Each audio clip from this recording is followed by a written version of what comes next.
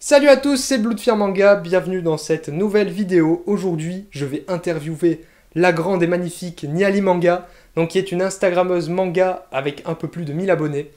Donc je pense que je réaliserai de temps en temps des petites vidéos comme ça, donc interviews soit d'Instagrammeurs, soit de YouTubeurs manga, n'hésitez pas à m'en proposer. Et si vous êtes Instagrammeur ou YouTubeur, n'hésitez pas à me contacter, ça ferait très plaisir. Le but de cette vidéo, ça va être qu'elle vous présente et qu'elle partage avec vous et avec moi sa passion sur les mangas et tout ce qui en découle, et qu'on en apprenne un peu plus sur elle. Donc c'est parti pour l'interview.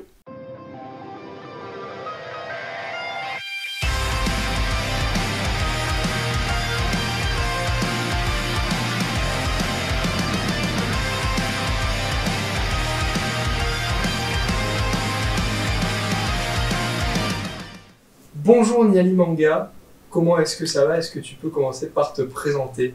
Alors bonjour, je m'appelle Marjorie Monnier, j'ai 20 ans et je suis une Instagrammeuse manga, connue sous le pseudonyme de Niali Manga.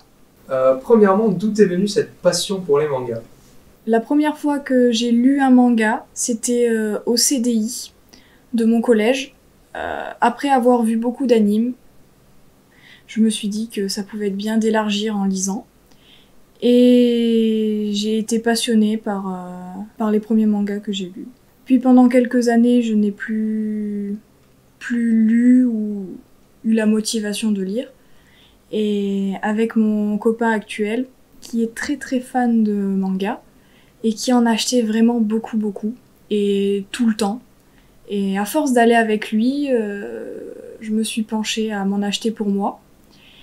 Et ça m'a plu. Et du coup, c'est devenu un peu une addiction. On y va tous les deux, au moins une fois par semaine. Et du coup, on lit beaucoup et on a une grande collection. Quel a été ton premier manga? Alors, mon premier manga s'appelle Fruit Basket. C'est d'ailleurs celui-ci que j'ai lu au CDI. Il raconte l'histoire d'une jeune fille qui s'appelle Toru Honda, qui vient de perdre sa mère. Elle doit résider chez son grand-père, sauf que celui-ci fait des rénovations dans leur maison. Ne voulant pas déranger ses deux meilleurs amis, elle décide de résider dans une tente, sur un terrain vague, qui appartient, il se trouve, à une certaine famille Soma. Cette même famille repère la jeune fille et lui propose de résider chez eux pendant un certain temps. Cependant, cette famille est frappée par une malédiction. Lorsqu'ils se font enlacer par une personne du sexe opposé, chacun des membres se transforme en un animal du zodiaque chinois. Elle va donc vivre avec l'esprit du rat, du chat et du chien. Toru va donc tout faire pour comprendre cette malédiction et les aider à s'en débarrasser. Quel est ton manga préféré?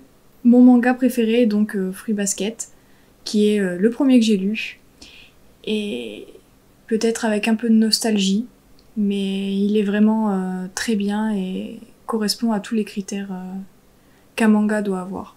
Quel manga recommandes-tu en général?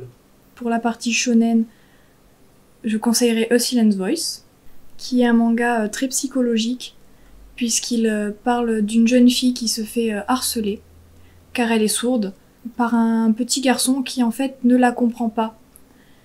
Et des années après, une fois que cette petite fille a changé d'école et a fui ses problèmes, avec la maturité, le garçon veut s'excuser et comprend que ses actes étaient mauvais. Il va donc tout faire pour retrouver cette jeune fille et devenir son amie. Pour le seinen, je conseillerais Le Bateau de Thésée, qui est un manga récent en cours de parution en France. Il parle de l'histoire d'un homme qui s'appelle Shin. Son père, un ancien policier, est accusé d'avoir empoisonné toute une classe d'école primaire il y a 28 ans de cela, avant même la naissance de Shin.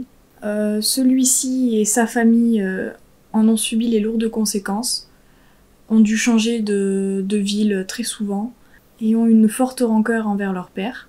C'est alors que Shin se fait propulser 28 ans en arrière, à l'époque où s'est passé le drame, et il va faire connaissance avec son père et sa famille, et il va se rendre compte que son père a l'air d'être quelqu'un de très bien, et ne comprend pas comment il aurait pu empoisonner ces jeunes enfants. sachant que Shin sait tout ce qu'il va se passer et il l'a noté dans un journal. Les meurtres, les accidents. Il va donc enquêter et essayer d'empêcher ce terrible drame. Et pour la partie shoujo, je conseillerais Orange. L'histoire parle d'une jeune fille de 16 ans, Nao, qui reçoit une lettre de son elle du futur. Elle n'y croit pas, mais au fur et à mesure de la lecture de ces lettres, elle comprend que c'est la vérité, car elles sont très détaillées. Et elle va avoir donc pour mission de sauver un nouvel élève qui va arriver dans son école, qui apparemment, 10 ans après, serait mort. Elle va donc tout faire pour le sauver. Donc tu as dit avoir un compte Instagram. Quand et pourquoi avoir commencé Instagram? Alors, j'ai commencé Instagram il y a environ 1 an, en avril 2019. Et j'ai commencé Instagram parce que j'avais envie de partager ma passion avec d'autres personnes, sachant que dans mon entourage, je n'ai pas beaucoup d'amis qui lisent des mangas. Et je me suis dit que ça serait l'occasion de faire des découvertes et avoir des avis différents du mien. Comment procèdes-tu pour faire un post sur Instagram? Alors, tout d'abord, je lis le manga en question. Ensuite, je prépare un post en rapport avec l'histoire de préférence. Je peux passer très longtemps à mettre en scène la photo. Et une fois qu'elle est faite, je la retravaille et j'élabore le post. C'est-à-dire, je donne tout d'abord un résumé pour que tout le monde puisse savoir de quoi le manga parle. Et ensuite, je donne mon avis, qui peut être positif ou négatif, en le détaillant, en parlant des dessins, de l'histoire, de mon ressenti. Et je finis par lui donner une note pour que les gens puissent savoir mes préférences et qu'ils puissent choisir. Qu'est-ce qui te plaît sur Instagram? J'adore parler avec les gens. On fait de bonnes découvertes. On finit même par rencontrer des personnes IRL. En général, les comptes Instagram manga sont des personnes bienveillantes qui ont des goûts particuliers. Et ce que j'aime aussi beaucoup, c'est débattre avec eux, avoir des avis divergents et pouvoir ainsi se conseiller les uns les autres. À l'inverse, qu'est-ce qui te déplaît sur Instagram? Pas grand-chose me déplaît sur Instagram, mais il est vrai que les gens qui sont là juste pour le profit ou pour avoir seulement des abonnés sans avoir de sentiments, cela m'énerve un peu. Par exemple, les gens qui follow unfollow ou encore les gens qui insultent gratuitement pour vexer. Mais sinon, globalement, les gens sont gentils. Est-ce que ce que tu fais te plaît et est-ce que tu comptes encore continuer pendant longtemps?